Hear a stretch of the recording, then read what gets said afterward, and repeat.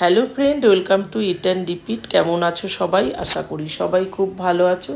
আর আজকে একদমই ছোট্ট একটা ভিডিও আর দারুণ টেস্টি একটা রেসিপি নিয়ে কিন্তু চলে এসেছি। আজকে আমি তোমাদের বানিয়ে দেখাবো গন্ধরাজ চিংড়ি। চলো তাহলে রেসিপিটা শুরু করি। একদমই ভিডিওটা স্কিপ করো না, আশা করি তোমাদের ভালো লাগবে। প্রথমে আমি কিছুটা কাজু বাদাম, পোস্ত আর সাদা তিল নিয়ে নিয়েছি। এটাকে আমি একটু জল দিয়ে ভিজিয়ে রাখবো প্রায় আধ ঘন্টা মতন। একটু ভিজিয়ে রাখলে কী হবে বলো তো, মশলাটা খুব সুন্দর স্মুথ একটা মশলা কিন্তু তৈরি হয়। আধ ঘন্টা পরে চলে এসেছি, মিক্সিং জারে দিয়ে মশলাটাকে বানিয়ে নিচ্ছি। এদিকে মশলাটা হয়ে গেছে। এখানে আমি কড়াইতে দিয়ে দিলাম সাদা তেল। মশলা কিন্তু আর কিছুই যাবে না, শুধু ওইটুকুই মশলা। তারপরে তেলের মধ্যে দিয়ে দিলাম কাঁচা লঙ্কা আর চিংড়ি মাছটা একসাথেই দিয়ে দিচ্ছি। চিংড়ি মাছে নুন হলুদটা মাখিয়ে রেখেছিলাম, আর কিন্তু হলুদ ব্যবহার করব না। আর এটা হলো গন্ধরাজ লেবুর পাতা।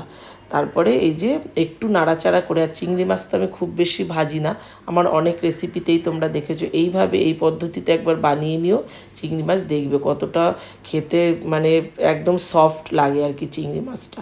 তারপরে এই যে মশলাটাকে দিয়ে একটু নাড়াচাড়া করে নেব, খুব বেশি টাইম লাগে না। স্বাদ মতো নুন দিয়ে দিলাম, আর কোনোই মশলা দেবো না। তারপরে আবারও একটু নাড়াচাড়া দিয়ে তারপরে এখানে 3 চামচি মতন টক দই আমি ফেটিয়ে রেখেছি, সেটা দিয়ে দিলাম। সামান্য একটু মিষ্টি দিয়েছি, মানে চিনি একদম সামান্য একটু মিষ্টি মিষ্টি হলেও বেশ ভালো লাগে। তারপরে মিক্সিং জারটা ধুয়ে একটুখানি জল দিয়ে দিলাম। জল তো এমনিতে চিংড়ি মাছ থেকেও জল ছাড়ে, তা জলটা খুব বেশি দেবে না, একদম মাখো মাখো জিনিসটা হবে, তাতে কিন্তু খুব ভালো হয়।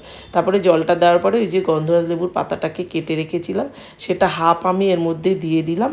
তারপরে ঢাকনা চাপা দিয়ে একটু ফুটিয়ে নেবো। একদম 10 মিনিটের রান্না, 10 মিনিটে কিন্তু রান্নাটা একদমই কমপ্লিট হয়ে যায়। আর এই রেসিপিটা যে কোনো সাদা ভাত বা রাইস বা যে কোনো কিছু দিয়ে খেতে পারো, দারুণ টেস্ট হয় একবার। আর আমার বাড়িতে সেদিন অনেক কিছু রান্না হয়েছিল জানো তো, এই রেসিপিটা দিয়ে খেয়ে দ্বিতীয়বার আর কেউ কিচ্ছু নেয়নি, মানে বারবার এটা দিয়েই খেয়েছে, এতটাই ভালো হয়েছে। রান্নাটা কিন্তু কমপ্লিট হয়ে গেল। এবার গ্যাস থেকে নামিয়ে নিয়ে তারপরে আবারও ওই যে পাতা কিছুটা ছিল সেটা আবারও দিলাম। তারপরে একটু ডিপ করে দেবো ভেতরে, একটু গরম আছে তো ফ্লেভারটা আরও সুন্দর ছড়াবে। আর আমার ঘরটা কী যে অসাধারণ একটা গন্ধে মম করছে, গন্ধরাজ লেবুর পাতা, কাঁচা লঙ্কা, চিংড়ি মাছ, মানে পুরো সব কিছু মিলেমিশে দারুণ একটা গন্ধ হয়েছে। কেমন লাগলো রেসিপিটা জানিও, ভালো লাগলে লাইক শেয়ার করে দিও, চ্যানেলটাকে সাবস্ক্রাইব করে দিও। আজ